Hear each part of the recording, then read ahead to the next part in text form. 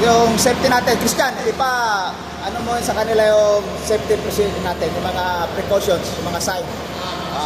Sign ito, di ba? Number 1. Number one. Bago ka gumamit ng mga grinder, first gumamit ka ng face shield o di kaya goggles.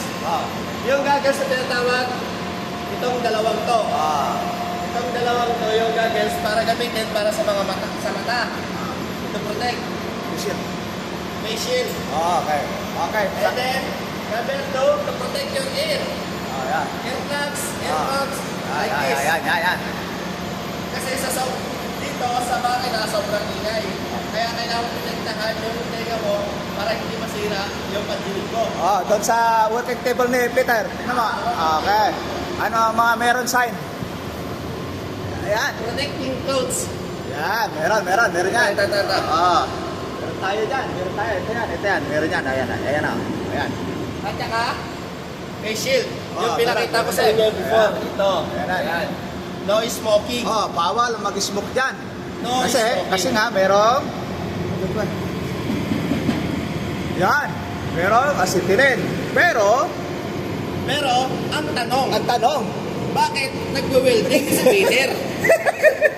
Bakit kailangan ng welding? Mas malakas to kaysa sa sigarilyo. hindi. Kasi nga daw, nakakasira ng baga yan. Ito welding hindi. Ito, napakalakas nito. 442, di ba? 442. Samantala, pag sigarilyo, ilan lang temperature yan? Marami daw namamatay dyan. Si Peter, buhay pa. Bawal mag-welding. Kasi meron ito. Tapos pwede mag-acetylene. Ano yun? Malapit. Ayun. Malapit Big pa. question. Nagugulat tuloy itong kasama ko. Bakit kaya ano yan? Bakit kaya ganun? Sige, kailangan natin mapila. Sige, reminders yan ng kaibigan natin. Yan yung mga yan yung nagtatanong sa isip niya. Tataka siya bakit may smoking, pwedeng mag-welding. Ano Yun ba yan? ang tanong ko sa'yo. Ngayon, sasagutin niya yan.